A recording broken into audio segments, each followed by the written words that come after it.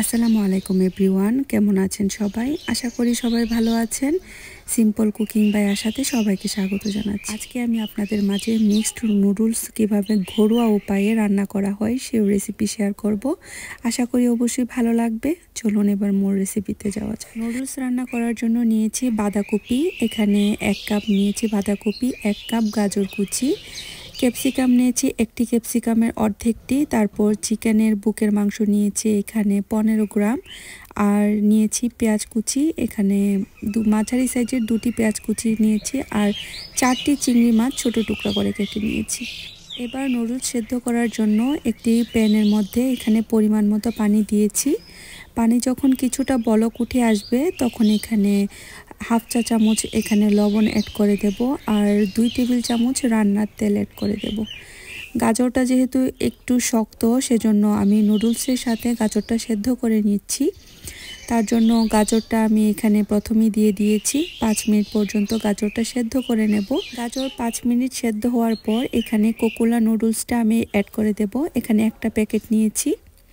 আমি নুডলসটা একদম আস্ত ব্যবহার করিনি, মাঝখান দিয়ে একটু ভেঙে নিয়েছি।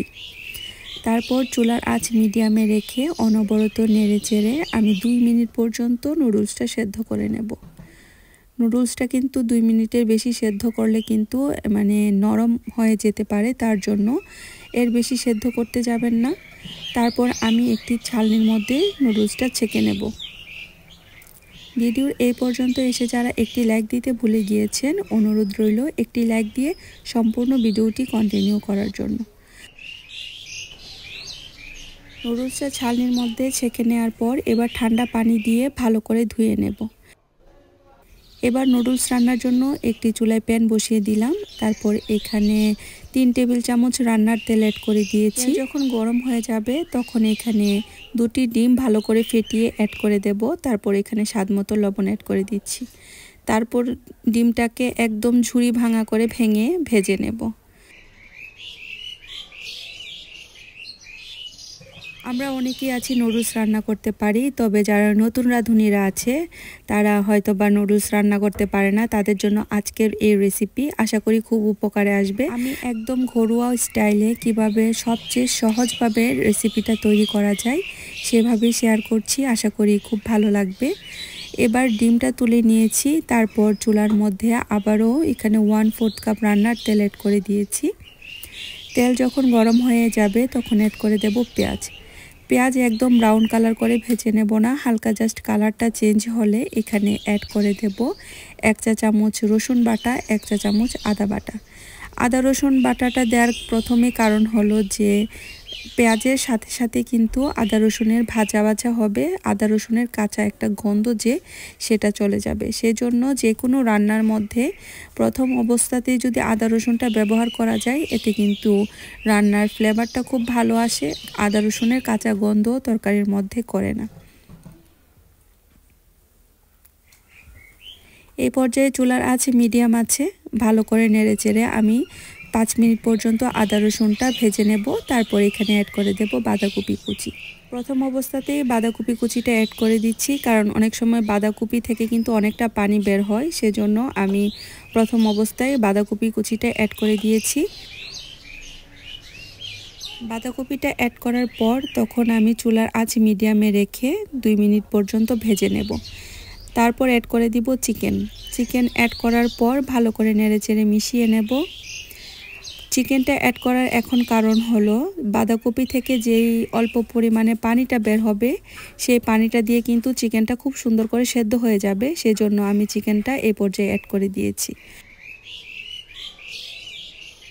চিকেনটা 2 মিনিট পর্যন্ত ভেজে নিয়েছি। তারপর এখানে অ্যাড করে দেব 1 টেবিল চামচ বাটারটা দিলে কিন্তু নুডলসের ফ্লেভারটা পুরোপুরিভাবে চেঞ্জ হয়ে যায়, খেতে খুব ভালো লাগে। আপনারা চাইলে স্কিপ করতে পারেন, তবে অ্যাড করলে কিন্তু খেতে খুবই ভালো লাগে।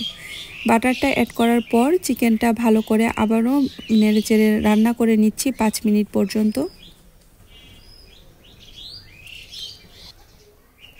চিকেনটা 5 মিনিট রান্না করার পর এবার এখানে অ্যাড করে দেব 1 চা চামচ গরম মশলার গুঁড়া, 1 চা চামচ জিরার গুঁড়াটা অ্যাড করার ফলে আবারও ভালো করে নেড়েচেড়ে মিশিয়ে নিচ্ছি।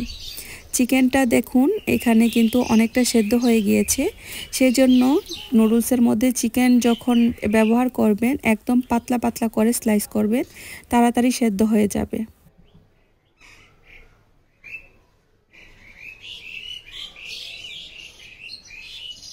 চিকেন 5 মিনিট ভেজে নেবার পর এবার এখানে অ্যাড করে দিব টমেটো অ্যাড করার পর ভালো করে নেড়েচেড়ে মিশিয়ে নিচ্ছি। আপনারা চাইলে এখানে টমেটোর পরিবর্তে কিন্তু টমেটো সসটাও ব্যবহার করে নিতে পারেন। টমেটো 2 মিনিট ভেজে নেবার পর এবার এখানে অ্যাড করে দেব ক্যাপসিকাম অ্যাড করার পর ভালো করে নেড়েচেড়ে মিশিয়ে নিচ্ছি। এভাবে যদি ধাপে ধাপে সবজিগুলো ব্যবহার করা যায়, নুডলসের স্বাদ কিন্তু দ্বিগুণ বেড়ে যায়। আমি যেভাবে তৈরি করছি আপনারা ঠিক সেভাবেই তৈরি করে দেখবেন, আশা করি অবশ্যই আপনাদের খুব ভালো লাগবে।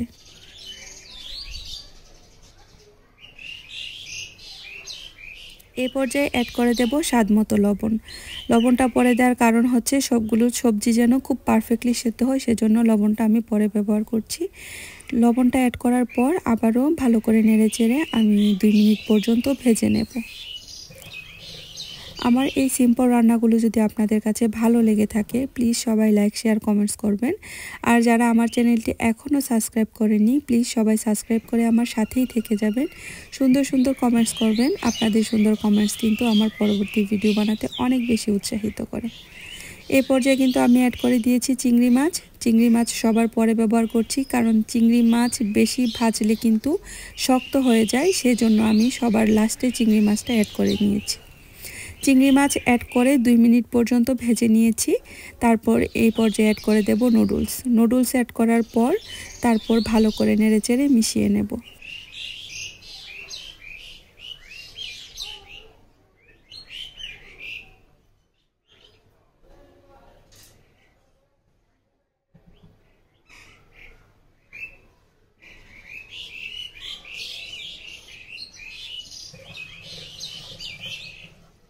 সবজির সাথে নুডলস ভালো করে মিশিয়ে নেবার পর এবার এখানে অ্যাড করে দেব কাঁচামরিচ কুচি। আপনারা আপনাদের প্রয়োজন অনুযায়ী জালটা অ্যাডজাস্ট করে নেবেন। তারপর এখানে অ্যাড করে দেব নুডলসের যে মশলাটা, সেই মশলা। তারপর অ্যাড করে দিচ্ছি ডিম। এবার সবগুলো উপকরণ ভালো করে আবারও নেড়েচেড়ে মিশিয়ে নেব। এই নুডলসটা যদি এভাবে আপনারা তৈরি করে বাচ্চার টিফিনে দেন বা বিকেলে নাস্তায় যদি বাচ্চাদেরকে দেন, বাচ্চারা খুব পছন্দ করে খাবে, কারণ এখানে চিকেন আছে, চিংড়ি মাছ আছে। বাচ্চারা যেহেতু সবজি খেতে চায় না, এই নুডলসের মধ্যে সবজিও আছে। তো পুষ্টিগুণে ভরা এই নুডলসটি ঘরোয়া উপায়ে বাসায় একবার হলেও ট্রাই করে দেখবেন।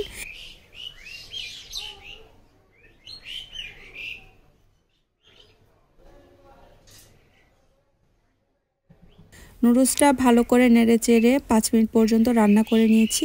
এই পর্যায়ে অ্যাড করে দেব তাবাস্কো। এই তাবাস্কো আপনারা যে কোনো সুপার শপের মধ্যে পেয়ে যাবেন। এই তাবাস্কোটা নুডলসের মধ্যে ব্যবহার করলে কিন্তু নুডলসের ফ্লেভারটা পুরোপুরিভাবে চেঞ্জ হয়ে যাবে। আমি এইখানে 1 চা চামচের মতো তাবাস্কো অ্যাড করে দিচ্ছি। তারপর ভালো করে নেড়েচেড়ে আবারও মিশিয়ে নিচ্ছি। আপনারা চাইলে কিন্তু তাবাস্কো স্কিপ করতে পারেন, তবে জাস্ট একটা সুন্দর ফ্লেভারের জন্য আমি এখানে ব্যবহার করে নিচ্ছি। রেস্টুরেন্টে কিন্তু এভাবেই কিন্তু নুডলস রান্না করা হয়। আমরা যদি ঘরের মধ্যে একটু কষ্ট করে যদি নুডলসটা এভাবে রান্না করি, এতে কিন্তু রেস্টুরেন্টের স্বাদ পুরাই ঘরে পাওয়া যাবে একদম স্বাস্থ্যকর উপায়ে।